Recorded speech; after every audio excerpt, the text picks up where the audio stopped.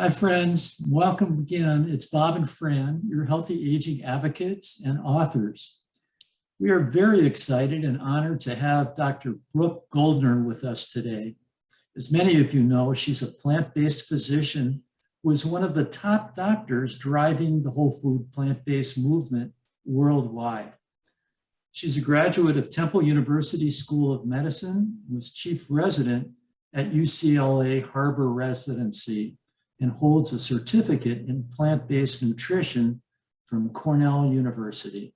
Dr. Goldner is the author of 3 best-selling books, Goodbye Autoimmune Disease, Goodbye Lupus, and Green Smoothie Recipes to Kickstart Your Health and Healing.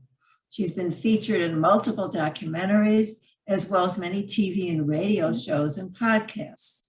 Also, she's highly sought after as a keynote speaker, and she shares the stage regularly with Drs. Ornish, Esselstyn, Barnard, Greger, and T. Colin Campbell, to name a few. Yeah, they're all personal friends of ours. And so we now have a new friend.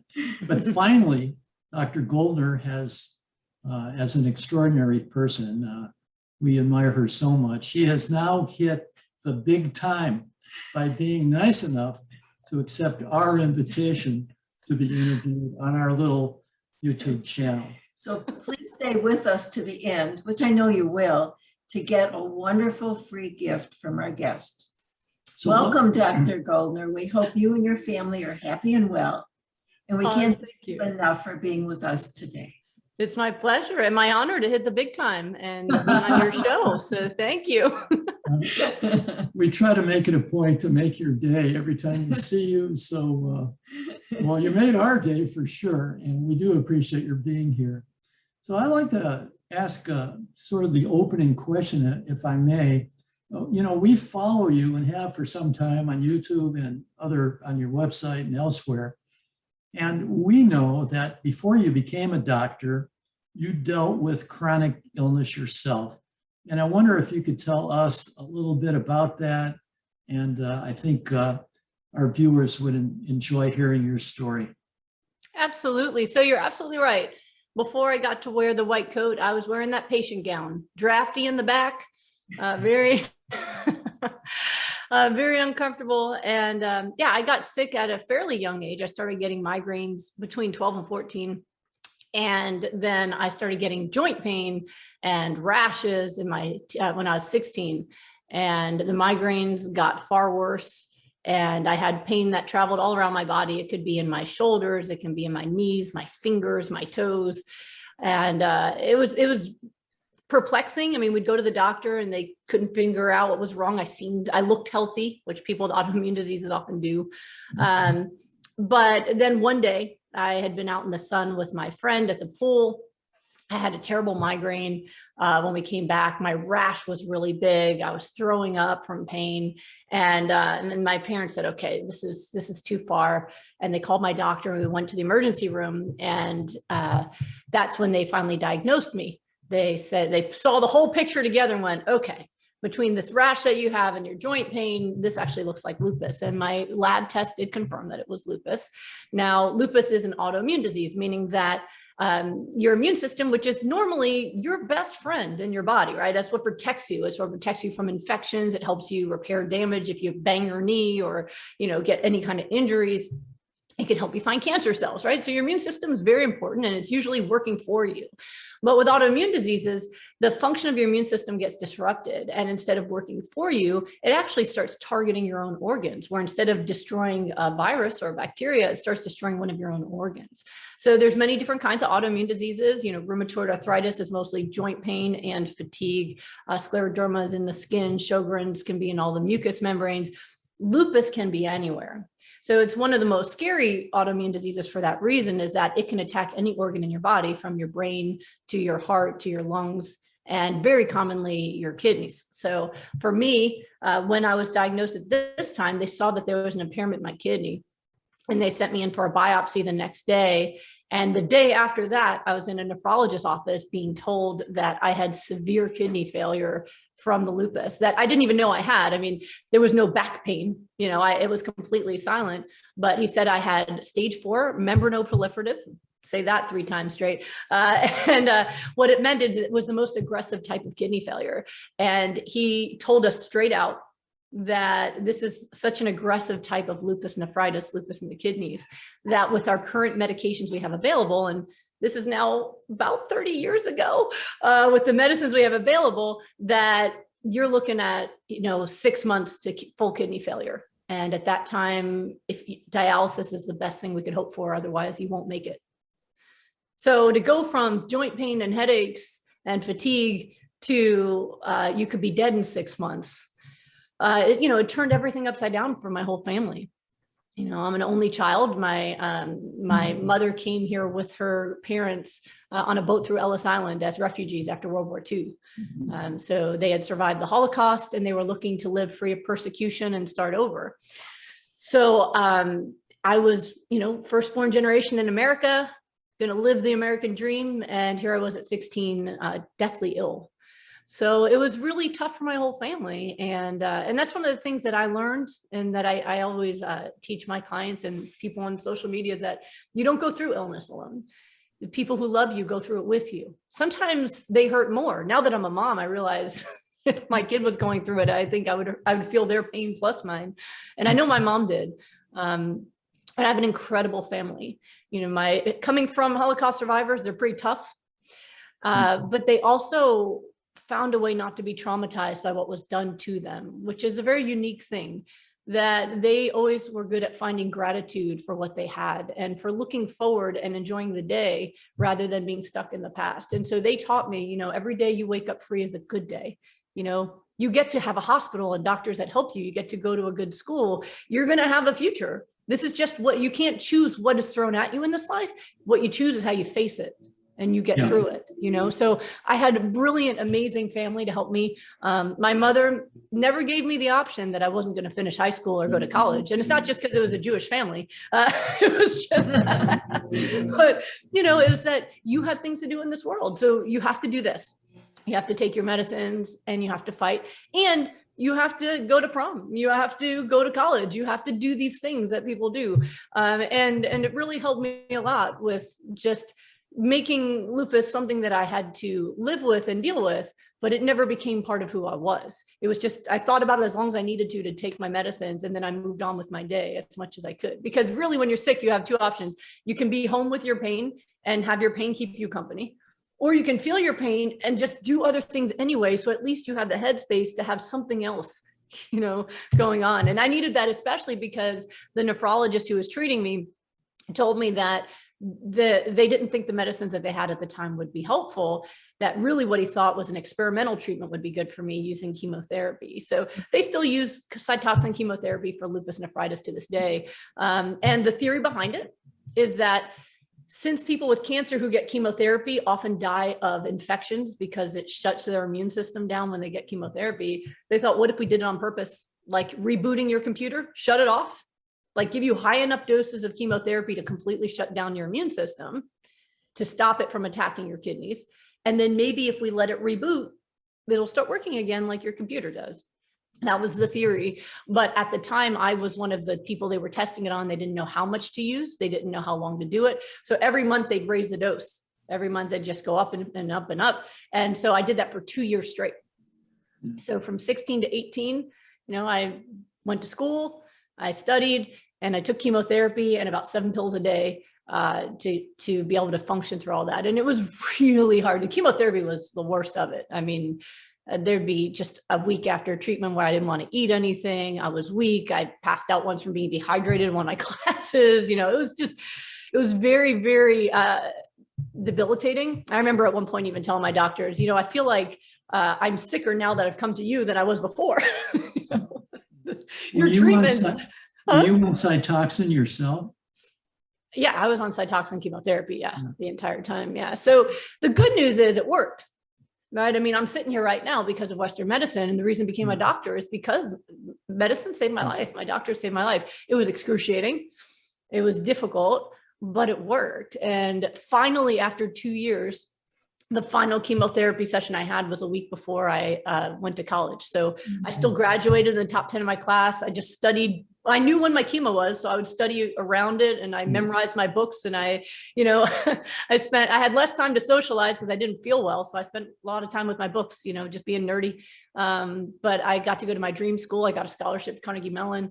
And that's where I did genetic research and just really dove into my passions of science and understanding the body and, you know, understanding how cells work. I also double majored in creative writing. And so I was writing poetry about DNA. So I'm really, I really love cellular science.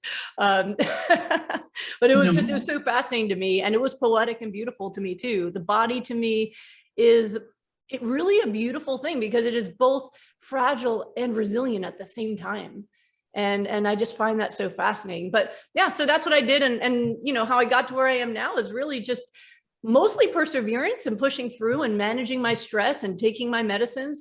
Did well in college. Medical school was, you know, they don't care if you have lupus, you have to work 100 hours a week, just like everybody else. Now it's less. There's laws around it now where it's only 80 hours a week. But when I was a med student, they didn't. Back in the old days, I'm sure you guys use that term, right? Back in my day, you know, we could work, you know, 30 hours, you know, a day, right? So, you know, I did get sick again and the lupus came back, but it wasn't in my kidneys this time. It was causing blood clots. So I had some mini strokes, transient ischemic attacks. I was sending blood clots, getting double vision in my eyes. And, you know, that was much scarier that time because at that point I was almost a doctor. I was a medical student. I understood my disease better. The good news, when I got sick the first time, there was no social media. There was no internet. You know, you guys remember the days before the internet. Yeah. So when you got sick before the internet, all you knew is what your doctor told you, unless you went to the library. I started reading one book on lupus and I got scared off. Oh, no, thank you. But it's different for people now. It's terrifying. In some ways it's good because they can find you, right? They can find me. But in other ways it's terrifying to read about what's possible and how dangerous these things can be. But as a medical student, I knew very well how sick I was. And my doctors confirmed it, you know, between the kidney failure and the blood clots, you can't have children. You know, the disease is very aggressive. So I knew that I was probably going to be disabled by my 40s. There's not a long life expectancy with lupus, especially when you've had it affecting multiple organs and, you know, it's continuing to come back. But I just, you know, found my way that none of us know how long we have, but we always have a choice of what to do with our time and how we live it. So I always live with a lot of passion and joy in spite of it. I have to tell you, I did read a story about your grandmother and how she prayed to God that she would be taken instead of you. I thought it was just a very touching and beautiful story. Yeah, and you know, that moment was so memorable and shocking, not just because of just what you said, the gravity of it, but because my grandmother never cried. She was always like very grounded and very tough, grateful, but tough. And to see her in tears on her knees begging God that way was just something I'll never forget. Yeah. Well, we can sort of relate to your For sure. going with Fran, as you I think you know, has really overcome myasthenia gravis. And it was the same story. She was given no hope. Right. And we traveled to over 11 different neurologists over time. And it was that same thing that you said, you know. Nobody ever mentioned diet. Nobody talked about And I that. was on Cytoxan for a year because the neurologist I went to had a perfect record of putting people into remission. I ruined his record because I did not go into remission. Yeah. And it wasn't until I switched my diet that I did. Yeah. So now as a physician, do you sort of specialize in autoimmune diseases? Is that really what your practice is about, or is it extended from that? So I specialize in disease reversal, especially rapid disease reversal. So, you know, the way I got into doing what I do now was really accidental. I mean, it's not like I read a book or heard about plant-based nutrition or believed that something was left out of my education. I've had people ask me that in interviews. Did you always know that there was more that they didn't tell you? No, I'm a trusting soul. I was raised by immigrants who said, believe the government, everyone's looking out for you, do what your doctor says. No, I never thought that. And, I really thought that the best thing that I could do for people is teach them the resiliency that I had, that to teach them that you can have chronic disease and still have purpose and passion and a beautiful life. And, one of the things that I really understood going through my own journey and through my medical training was how important people's emotions were to their recovery. It's something I paid attention to. And I think it's largely because I spend so much time talking to people.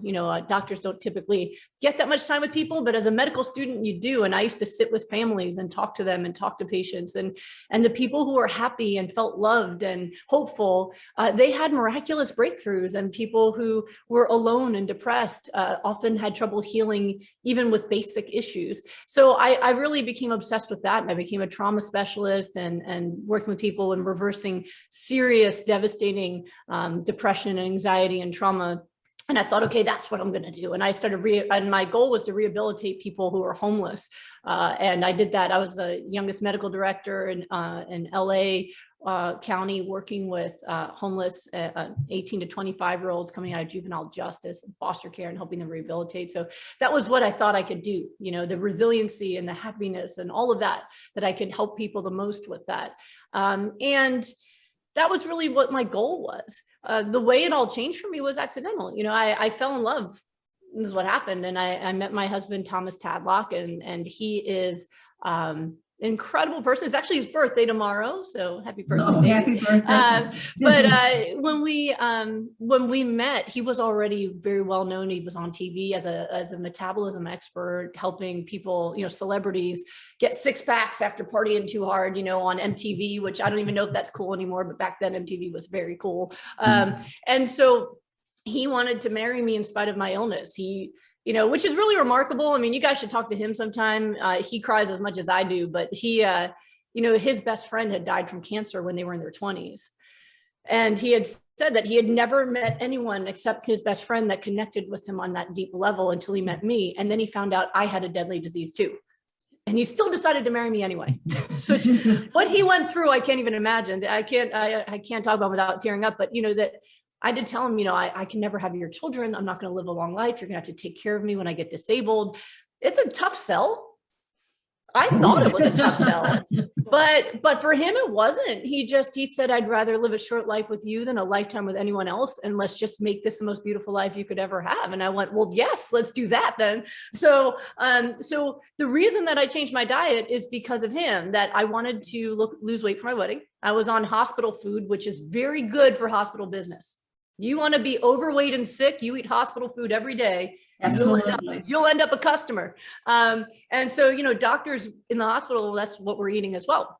So I asked him to put me on a diet just to raise my metabolism, because that's his expertise. That's his book, right? So he's an expert in creating a fast metabolism. And so he has his own best-selling book called Miracle Metabolism, that you can create a faster metabolism and lose weight faster, or lose fat faster, or gain muscle faster at any age on a plant-based diet, right? So he tells you how to do that. So at the time though, he wasn't plant-based, but he was obsessively studying this because he believed that there must be an optimal way to feed humans, right? That when he was getting his master's degree in exercise science and health promotion, they were saying, some people lose weight better on this diet and some people lose better on this diet, some high protein and some low fat and this and that. And it was making him crazy, because he said, we're all made of the same cells. How is it possible that one human would have a different optimal diet than another human? We're getting this wrong.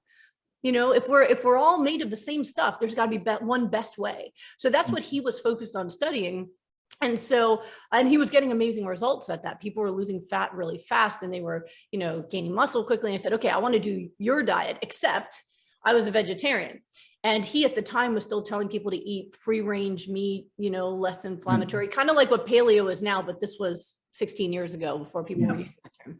So I had been vegetarian since I was 12, and not healthy though, cheese and eggs every meal, processed foods, stuff like that. So he said, all right, you've got to give up all this junk. He said he'd never trained a vegetarian. He said, you got to get rid of all the saturated fat. So all the cheese you're eating and all the eggs, unless you want to eat egg whites. And I went, no, that's gross. So eggs went away. And so I had to give up all the junk, and I had to eat the other stuff that was on his plan, raw vegetables and omega-3s and water intake and all this stuff. And he said, meat, I don't know, let's just see what happens if you have tofu instead, or soybeans or something. So, okay. So I did his program. And it worked amazing. Within 3 months, I went from a size 11 to a size 3. I was ripped. I looked really good. And the amazing thing, the breakthrough that I had, besides the fact that I've never had to worry about weight ever again, was that I no longer had joint pain. I no longer had migraines. I was working 30-hour shifts as an intern, and I had so much energy. I could go to the gym after my shift, which isn't normal for the people who don't have lupus. For me, it was amazing. So I was feeling really good. And then when I went to get my labs drawn right before the wedding, they were negative for lupus for the first time in my life in 12 years. So I'd had lupus for 12 years. Protein in my urine was chronic. That was gone. You know, all the antibody markers, ANA, dsDNA, they were gone. My blood clot antibodies were just borderline, which by the next month were gone. My high cholesterol that I was told had nothing to do with all the cheese I ate, was just genetics, was gone.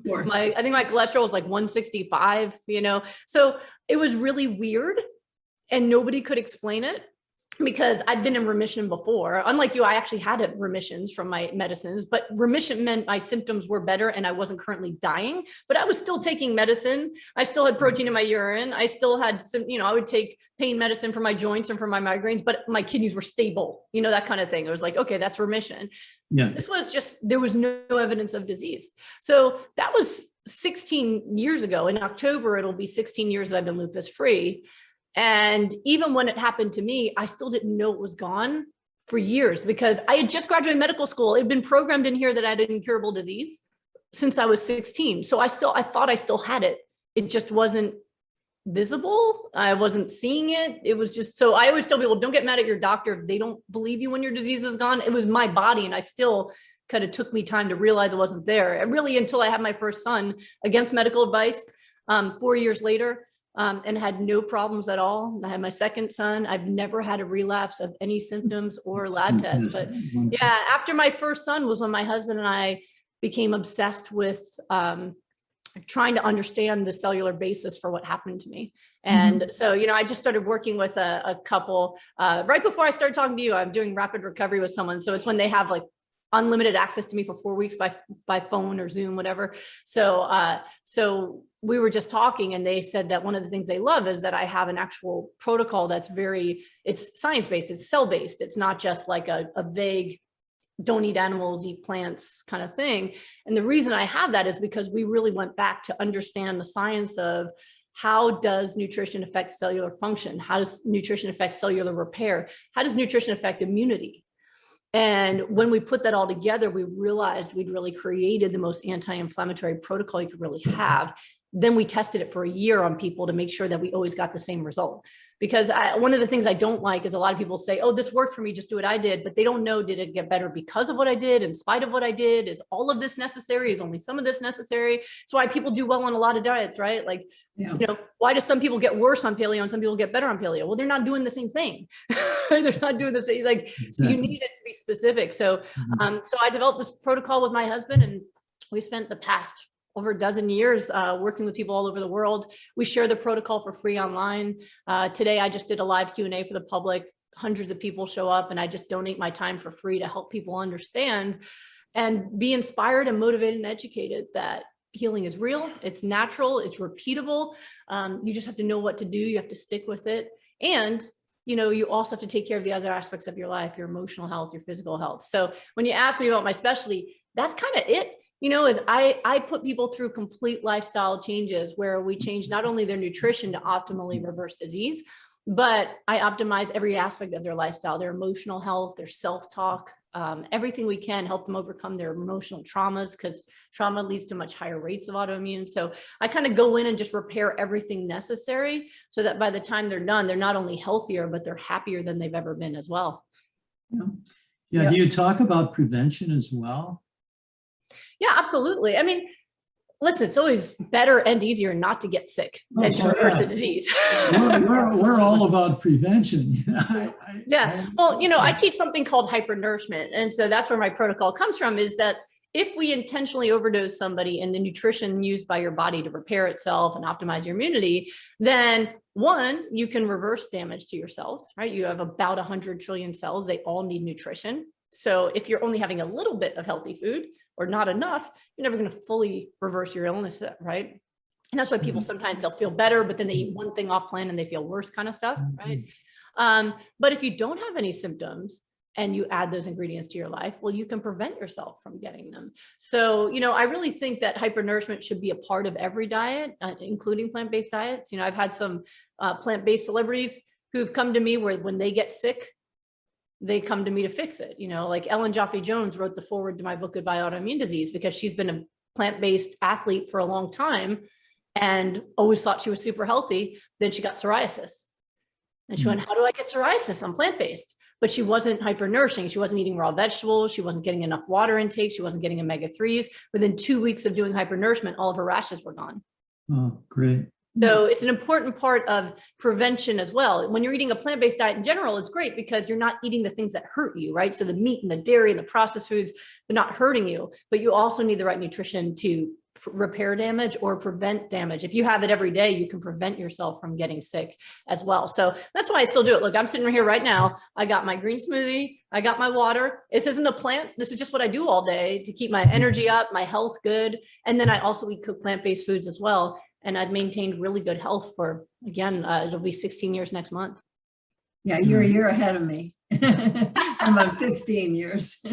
Yeah. That's fantastic. Yeah. So I just wonder if you could share some tips for our viewers who are maybe thinking about switching to a healthier diet. Should they go all in? Should they do this gradually? What would be your approach to, say, a non-client of yours, just someone out there that's thinking about it? Yeah, there's a lot of ways to approach this. So first of all, it's always a good idea to switch to a healthier diet, to switch to a plant-based diet. Having been sick, and I'm sure Fran can agree, having been sick, I'd rather just not be sick. So if there's anything that you could do, even if you're healthy, to prolong your life, that's a wonderful thing, especially in a healthy way. Plant-based diets have been shown to actually reverse aging, right? They actually lengthen the telomeres, the parts of your DNA, right? And things like hypernourishment and hydration actually reverse the aging of your organs. So for example, everyone who sees me, even if they don't have kidney failure, their kidney function goes up. Even though I learned in medical school that as you get older, kidney function goes down, but then I have 80-year-olds who go right back to normal, right? Why? Because the way aging works right now, where you kind of get sicker and slower and more in pain over time, is not actually what the body wants to do. It's just a result of malnourishment over years, compounded over years, where you get more and more damage, but no ability to repair it. It's going to break down. So if you want to really preserve your physical health, the health of your organs, internal and external, people often will ask me about, like, how does your skin look so good? I'm like, the reason my skin looks so good is because my liver's so good, my heart's so good, my lungs are so good, my kidneys are so good. What I'm eating to nourish myself is nourishing all of my organs. It's just, this is the one you can see. And then there's all the ones that are inside, right? So, but a lot of people like that. The skin is the biggest organ. People don't realize it. It's the largest organ. It's the only one that we can see visually, really. And if you're not talking about your eyes, for example. Yeah. So a lot of people know that they're sick when they start to get things wrong with their skin. Like I had rashes. Plus your skin is the last organ to receive nutrition and hydration. So it's the first organ to usually show damage. So if someone has dryness, wrinkling, rashes, all that kind of stuff, that's a result of malnourishment. And it's a great signal. I call it, that's the check engine light here. If you're seeing something here, you can actually see it. I couldn't see my kidneys when they were failing, but I had a rash on my face. And that was my check engine light, Sure. So it's great for your organ health and also your energy and vitality. I love feeling good. I love having a lot of energy. You asked me before we came on, how do I have the time, energy to do all this stuff? I feel good. I get up and I just have the energy and I want to. And of course I'm passionate about what I'm doing, but it's because I take such good care of myself. So yes, it's always a good idea. And I think in terms of what to do, really base it off of, one, I like results. I like what works. So I only teach what works. And even when you're changing your diet, do what's going to work. So for a lot of people, what I find works really well is adding what you're missing. So a lot of people listening who are still eating a standard diet, as soon as you start saying, don't eat meat, don't eat dairy, they like, let me switch this channel, right? Versus, all right, fine. If you're going to eat stuff that's bad for you, that's addictive behavior, but fine, you have food addictions, but how about getting what you're missing? So what my husband and I have done is we've created a whole program, we call it Smoothie Shred, that's all about adding what you're missing, where we put free recipes, everything online. So smoothieshred.com, it's entirely free. Like you don't have to put in your email to get the recipe, you know, somewhere. It's like, there's no list. You just go on and look and there's free recipes. And we said, okay, drink 1 blender of this a day. You're going to improve your health, your metabolism. You're going to have fat loss. You're going to improve all your blood tests. You're going to feel really good. And what happens is that, you know, there's no pressure. You don't have to become plant-based. Just add this. And I call it the gateway drug, because what happens is people do that.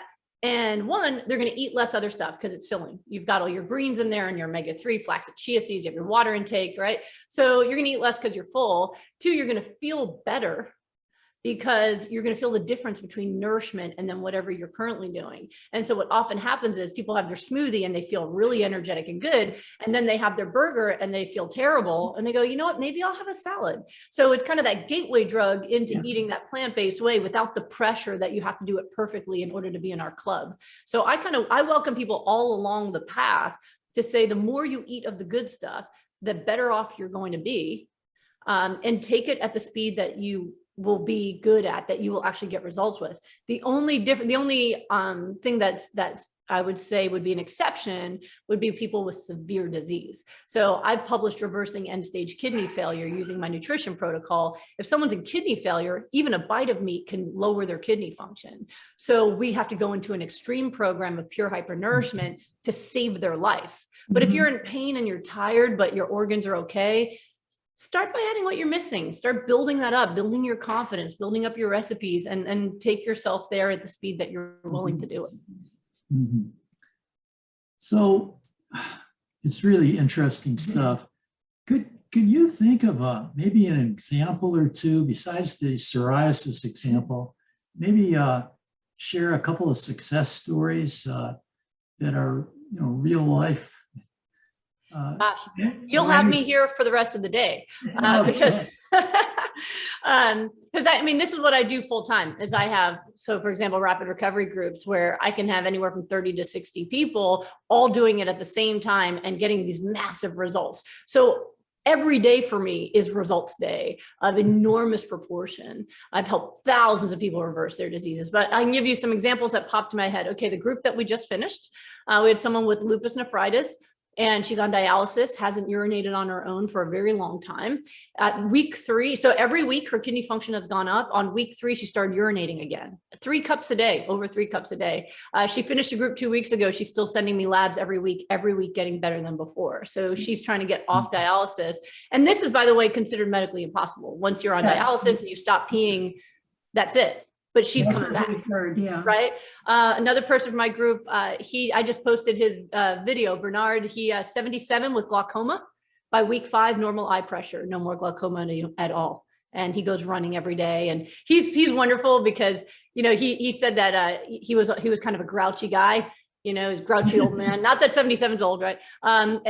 He said, as much as he was so pleased that his glaucoma was gone, the greatest thing that he got out of being in my program was learning how to be happy, that he feels so full of gratitude and joy every day, which makes me happy because that's what I try to teach them. And when they embrace it, we've had, oh goodness, it's like anything you can think of. I mean, type 2 diabetes disappearing within 5 to 6 weeks, because this is really not just specific to autoimmune, but general health. Right. Let me see. I just wrote a paper of 4 women who all had lupus and Sjogren. So Sjogren's attacks the glands in your eyes, your mouth, so you get severe dry mouth, no tears anymore. All 4 of them did rapid recovery with me, where we did pure hypernourishment for 4 weeks and eliminated all of their symptoms. And all of them have been in remission for over 4 years without needing any kind of medication. So that was a cool one that I just did to just show the progression. Because it's one thing to say, okay, this is how you feel 4 weeks later, 6 weeks later, but how about years later?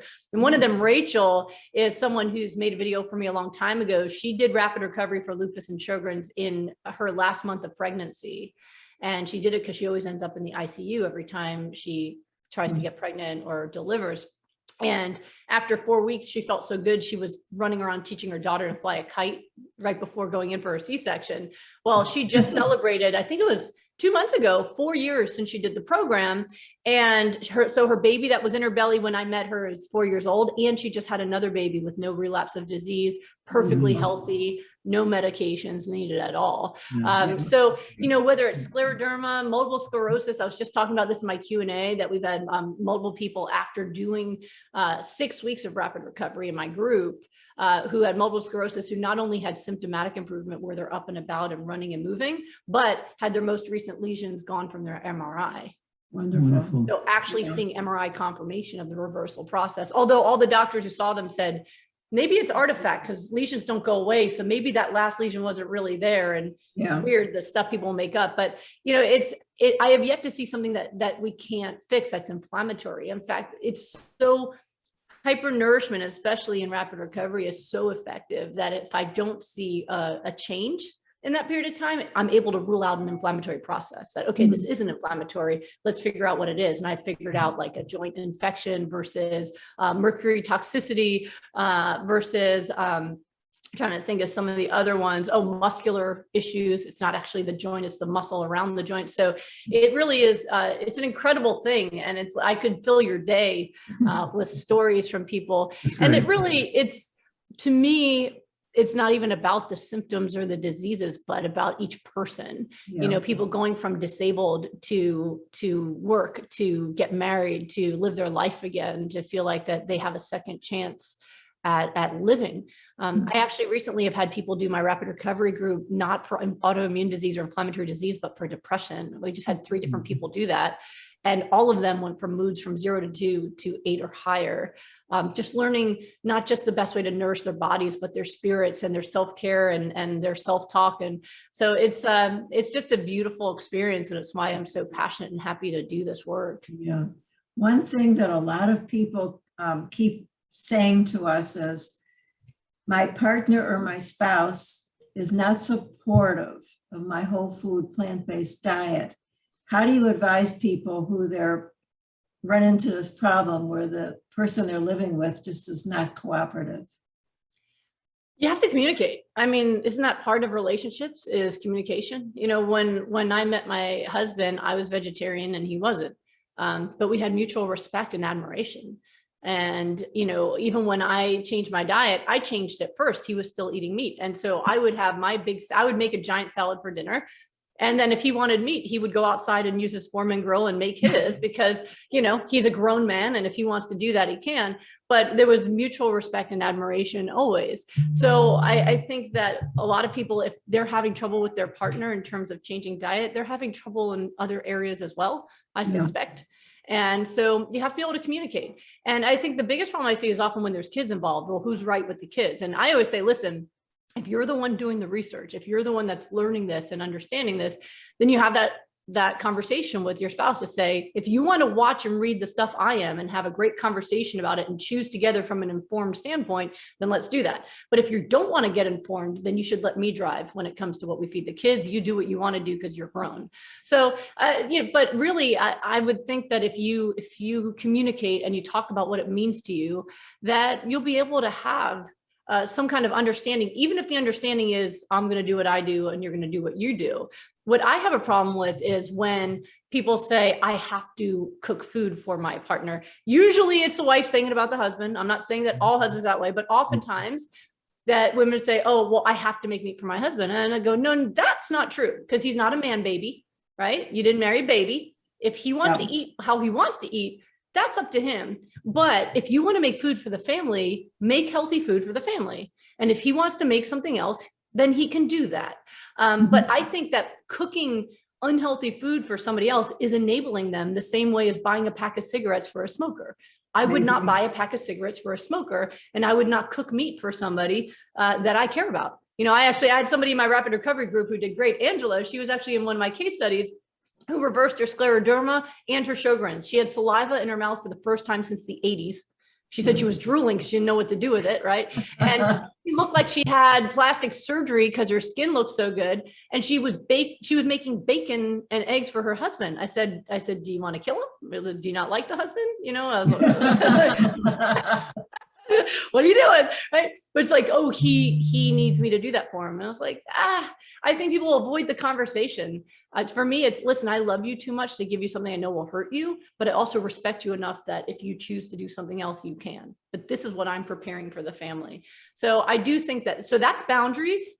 communication and boundaries, which is essential for every relationship. And again, I think if this is an issue, there's probably others. Right. And you still can't use it as an excuse either. Just because someone else doesn't agree with what you're doing doesn't mean you can't do what's right for you anyway.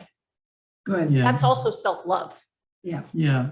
So Fran and I have in our arsenal, in the way we enjoy our lifestyle, is that stress reduction is an important part of this. And we think, and we're not medical professionals, but we think and we have heard and read that stress can be a precursor to many different diseases. So does that play a part in your protocol as well? Absolutely. Yeah. So you're absolutely right that, as I mentioned earlier, how I saw the emotional impact on people with their recoveries. Now we know actually the scientific basis for that. We didn't know it then, it was more anecdotal. You see people who are depressed or traumatized, they appear to have more disease. And even with autoimmune disease, I mean, there's some studies that showed up to 60% of people with autoimmune disease that's severe also had some kind of emotional trauma. So it really does have an effect. And that's an emotional trauma. Talk about stress. That's chronic everyday stress of fight or flight all the time, right? Mm. So now what we know is that high stress actually it interferes with, disrupts your cortisol levels and raises your inflammation markers in your bloodstream. So when people have very high stress, they are a much higher likelihood of triggering those genes for disease. And that's why a lot of people that I take care of will say, oh, it all started after so-and-so died, after my divorce, after I moved to America from this other country, that there was some stressor that didn't cause the disease. It just was the final straw, because you build up disease over time. It's just you don't have symptoms until you get enough buildup that you actually can feel it, right? So with that, they reach that threshold often by that big increase of inflammatory markers that happens under stress. So absolutely, that's why I was saying that's part of what I help people with. It's really about, if you can embrace gratitude and have self-care rituals to release your stress and increase your joy, one, life can be good now even while you're sick. And two, you're going to get healthier much faster. Yeah. We believe in a mindfulness practice as part of our everyday. That's wonderful. Yeah. Plus we practice Tai Chi and Qigong daily. So. That's so great. I love it. Yeah. Yeah. We try to sort of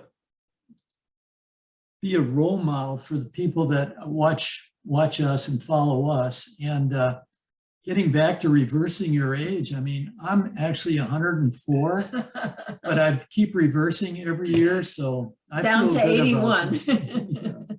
Yeah. So I have just a couple more questions for you. What, if anything, is being done in the medical profession to educate physicians and other medical professionals about nutrition so they can talk to their patients about eating a more healthy diet? Nothing's happening from the top down for medical professionals at this point. So they haven't really changed the medical education. I mean, listen, I've testified to the USDA multiple times to try to help them move along. Just the dietary guidelines are giving the country based on real science and health, and nothing happens. They listen, and then they listen to the beer company's testimony and the dairy company's testimony and then the meat company's testimony. And then it's like, oh, by the end of it, it all sounds about the same and they make no changes, right? At least Canada finally took dairy off of their guidelines, but the top down thing is not happening very quickly, but things are moving from the bottom up. So for example, I have actually been interviewed by many medical students. There was medical students that had a podcast in Australia that interviewed me. I went to Wayne Medical School in Michigan, where they started their own plant-based group, the medical students, and invite speakers to come and teach them, because they couldn't get the administration to have classes. So they're inviting their own teachers like myself to come in and teach them. And they even made their own chapter of all of the data that shows the evidence of how nutrition affects disease. They made their own chapter and gave it to the administration, said, can you teach this? And they said, no. But they said it's because it's not on the boards. But how's it going to be on the boards if you don't teach it, right? So the students are doing differently. Doctors are doing differently too. I mean, thanks to social media and the internet, education is a lot easier to come by. Now, so of course is bad information. So that part makes it difficult. It gets diluted.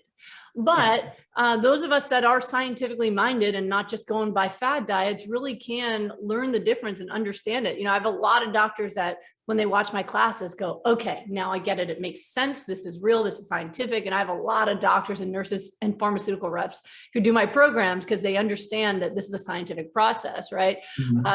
But it's not perfect. I mean, I was recently on Fox News arguing against a keto doctor, and he went to Harvard. And he still knows nothing about nutrition because guess what? Harvard doesn't teach nutrition either, but he uses keto for weight loss, telling people eat as much bacon as you want and you'll be skinny.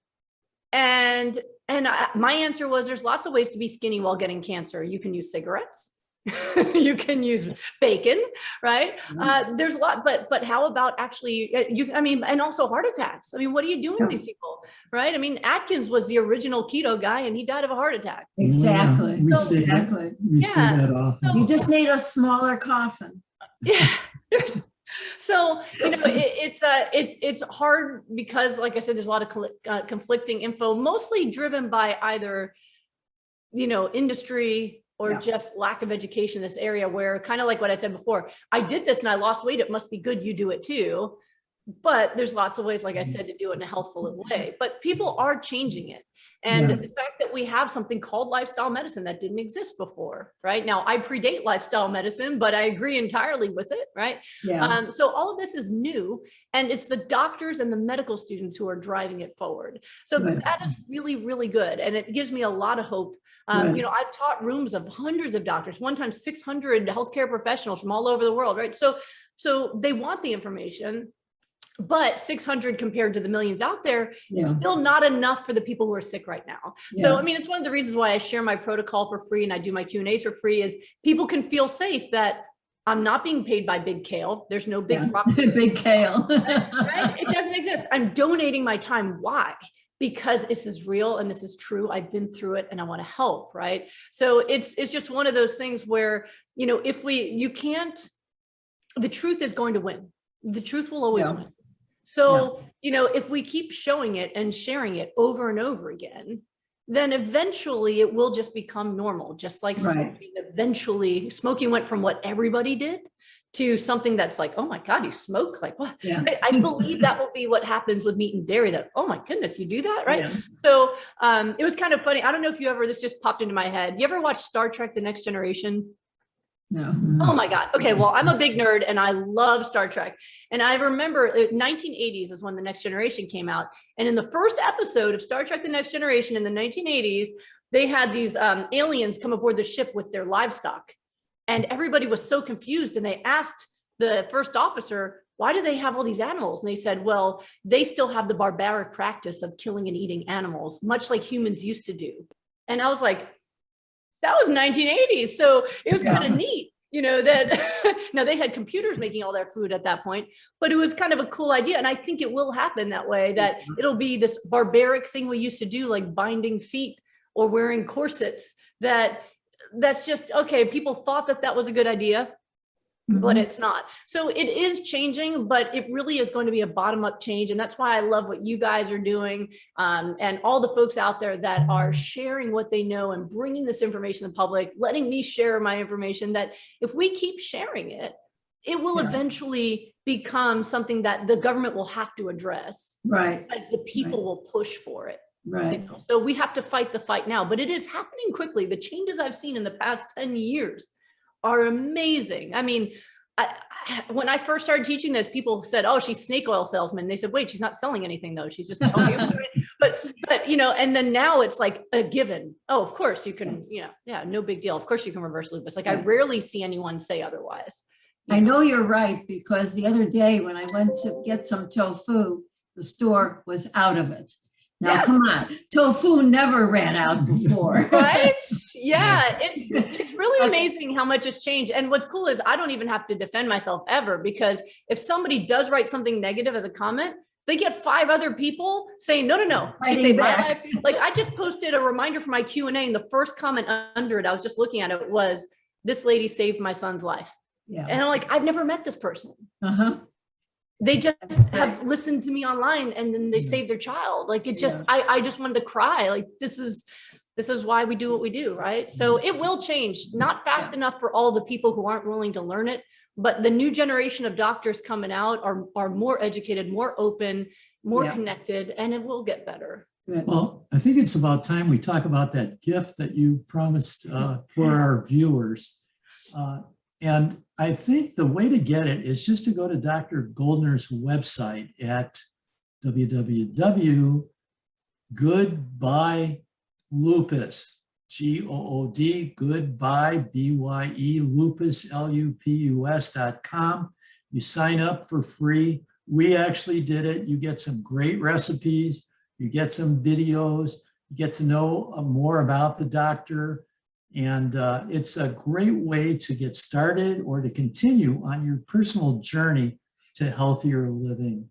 Yeah, So and we on wanna- top of that, I also, I don't know when you guys are going to air this, but I also on a regular basis release my classes on my protocol for free. So like right now they are free. I don't know when this is going to be released, but currently they are free for the next 5 days. And then I always do Q&As to sandwich it. So it's my way of pressuring people, learn this now. Let's get your questions answered. And I do it about every 2 months as well. So it's something you can always check. Also at goodbyelupus.com. I always have them up there as often as I can to do the Q&As and help Yeah, people. that website was great. And there's so many choices there. We strongly urge our viewers to take a look and really enjoy what Dr. Goldner is giving away. Oh, So thank you. we want to thank you, Dr. G, for spending time with us and our viewers.